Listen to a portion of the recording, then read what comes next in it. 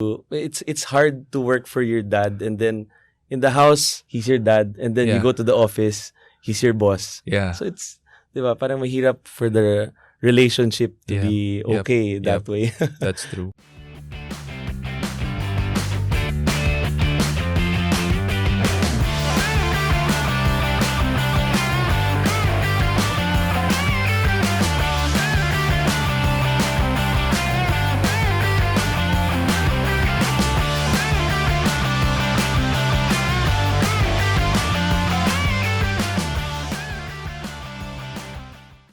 All right, we have a couple of thousand listeners today that are interested about your story. See, Mr. Anton Laborte here is an entrepreneur who started up his own company at a very young age. Second year college, first year college, Second year. second year Second year college. college. And the name of the company is IIPI, or International Industry Partners. Incorporated. International Industry. And during that time at second year college, did you have any direction already in why what's the reason why you picked that name? Well, it was a very generic name, International Industry Partners, di ba? Yeah. So I didn't know what I was gonna do, Yeah. but I was decided that I wanted to have my own company, and I wanted to be an entrepreneur. So one funny thing is, when you register a company here, whether it's a sole proprietor or corporation, you have annual dues, diba? Yes. So you had to just keep on paying it. kahit wala pa, kahit di pa natin alam kung anong gagawin. Alright, so now, when you started this company, second year college, that was what, 2009, 2008? 2009. 2009. But it was incorporated 2010. 2010. Yeah. So, nag-sole proprietor ka ba nun? Yeah.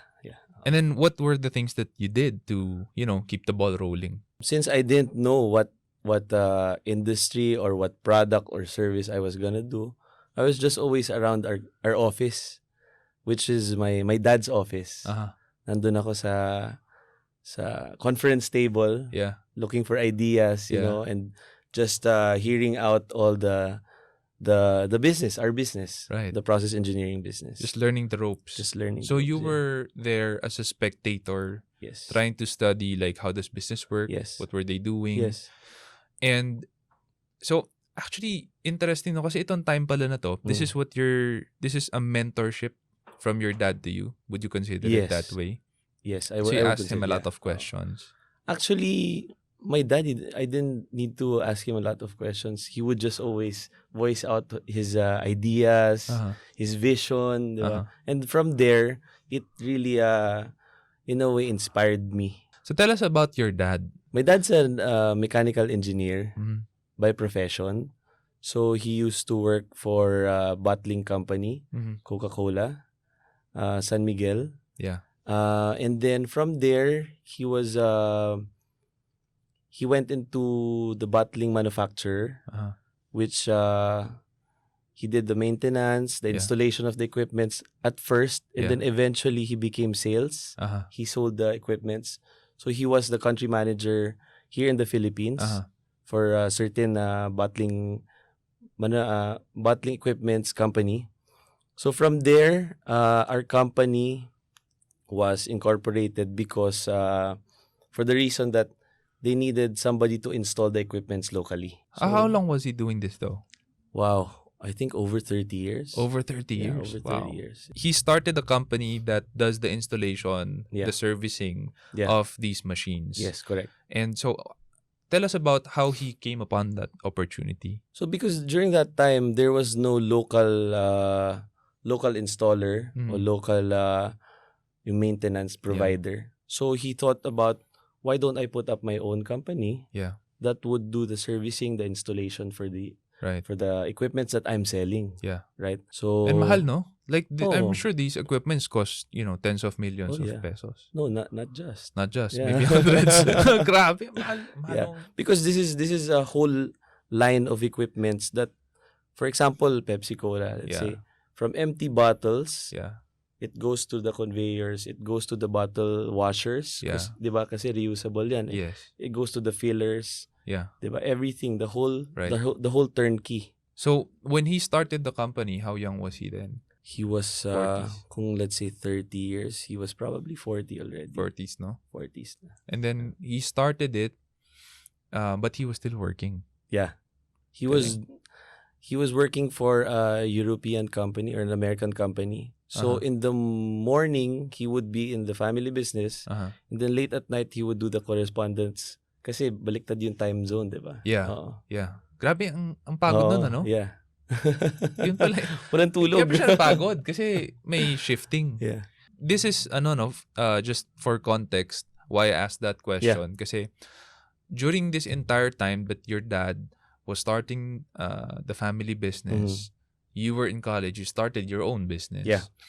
And one interesting question that I'm sure our listeners would be interested to know as well is, why didn't you go into the family business that your dad started? I don't know if you have the same experience, but my dad used to. It's hard to work for your dad, and then in the house he's your dad, and then you go to the office, he's your boss. Yeah. So it's, di ba, parang mahirap for the relationship to be okay that way. That's true. I know lots of other second generation would know this. You Yeah. know, working for their parents. Well, just to share na rin, my dad naman, it wasn't about his temperament in the office. It was more of growing up, what I would hear from him is, Sean, just look for another business or climb the corporate ladder kasi mahirap yung hardware. Yeah. Sabi nila pag Chinese ka, you're in one of two businesses in the Philippines, textile or hardware. No. Dad ko nasa hardware.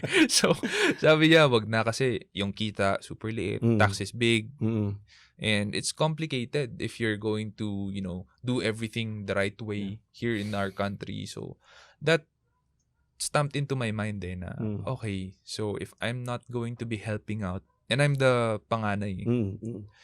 So if I'm not going to be helping out, let's try corporate. So I did 5 months, di ko kinaya.